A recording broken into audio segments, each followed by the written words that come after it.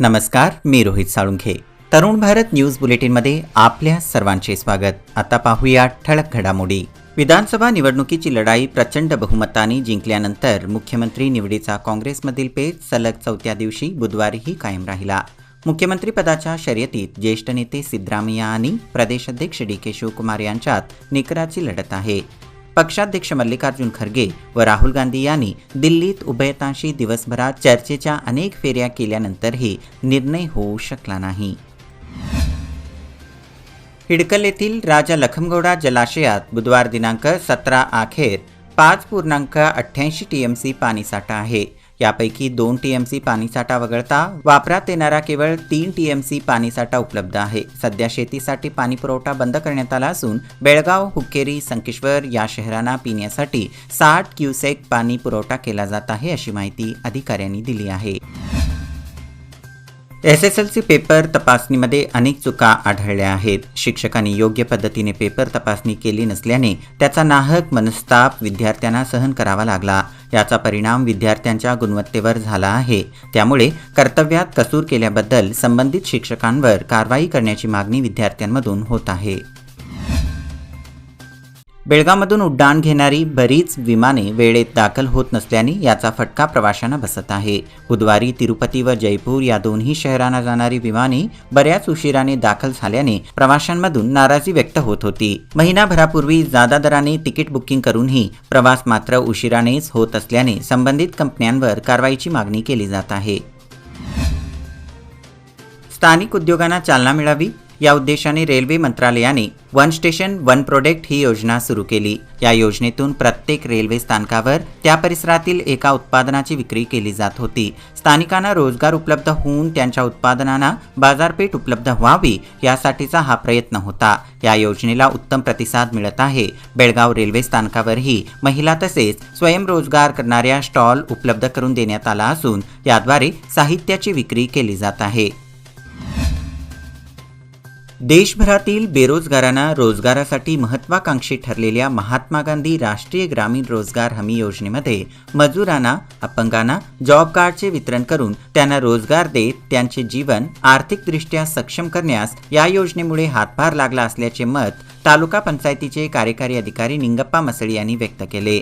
चिकोडी येथील तालुका पंचायतीच्या सभाभवनात अपंग पुनर्वसती कार्यक्रमात कार्यकर्त्यांच्या एकदिवसीय कार्यशाळेत ते बोलत होते. शिनोळी वेंगुर्ला रोड कुद्रेमणी फाट्याजवळ कार व खासगी बसच्या अपघातात कार चालक जागीच ठार झाला. सदर कार चालक माणगाव येथील रहिवासी असल्याची माहिती उपलब्ध झाली असून माणगाव येथील एक कार शिनोळीच्या दिशेने जात होती. याचवेळी शिनोळीहून पाटणे फाट्याकडे एका खासगी कंपनीची बस जात होती. या दोन्ही वाहनांची समोरासमोर जोराची धडक झाली. या अपघातात कार चालक जागीच ठार झाला आहे. संबंधित पोलीस स्थानकात अपघाताची गुन्हा नोंद झाली आहे. नवनिहाळ तालुका चिकोडी येथे खडकलाट जलनिर्मल योजनेतून नियमित पाणी येत नसल्याने संतप्त झालेल्या नवनिहाळ ग्रामपंचायती सदस्यांनी बेळगाव येथील जिल्हा प्रमुख सेक्रेटरी यांच्याकडे पाणी टंचाईची तक्रार केली. 16 रोजी सदर अधिकाऱ्यांनी खडकलाट जलनिर्मल योजनेला भेट देत अधिकाऱ्यांना धारेवर धरले. शिवाय बेकायदा नळ जोडणी व विद्युत जोडणी करणाऱ्यांच्यावर कायदेशीर कार्यवाही करण्याच्या सूचना दिली आहे. त्यामुळे संबंधितांचे धाबे दणाणले आहेत. काळ बदलला तसे दिवसही बदलत गेले. आजच्या धावपळीच्या जगात घरबसल्या नागरिकांना सर्व वस्तू हव्या आहेत आणि आता त्या मिळू लागल्या आहेत. काही किराणा व स्टेशनरी दुकानदार जीवनावश्यक वस्तू दुचाकी अथवा चारचाकी लहान गाडीतून गावोगावी गल्लोगल्लीतून फिरत विकत आहेत. त्यामुळे नागरिकांची गैरसोय दूर होताना व्यापाराची नवी संधीही उपलब्ध झाली आहे. छत्रपती शिवाजीनगर येथील कसबेकर मेटकुड क्लिनिकमध्ये आंतरराष्ट्रीय परिचारिका दिन साजरा करण्यात आला. महेश पीयू कॉलेजचे प्राचार्य मंजुनाथ भट प्रमुख पाहुणे म्हणून उपस्थित होते. यावेळी सेवानिवृत्त ज्येष्ठ भगिनींचा गौरव करण्यात आला.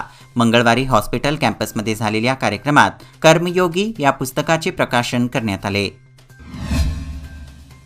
नंदगड आनंदगड किल्ल्यावरील स्वयंभू श्री दुर्गादेवीचा वर्धापन दिन मोठ्या उत्साहात बुधवारी पार पडला।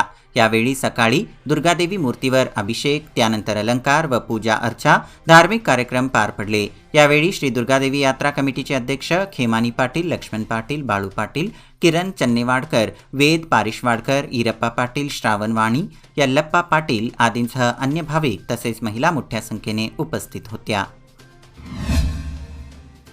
बेडकिहाळ भोज प्रमुख मार्गाच्या उत्तरेस असलेल्या संगानेमळा भागातील श्री लक्ष्मीदेवीची यात्रा मंगळवार 16 रोजी भक्तिभावाने साजरी करण्यात आली। यानिमित्त सकाळी लक्ष्मीदेवीस परिसरातील भाविकांच्या वतीने महाअभिषेक, पूजा, जलाभिषेक, कुंकुमार्चन, सामूहिक ओटी भरणी आदी कार्यक्रम पार पडले। यानंतर सामूहिक महाआरती करण्यात आली। यावेळी मोठ्या संख्येने भाविक उपस्थित होते। याचबरोबर आजचे बातमीपत्र इथेच संपले। ताज्या घडामोडींसाठी पाहत रहा तरुण भारत न्यूज चॅनल।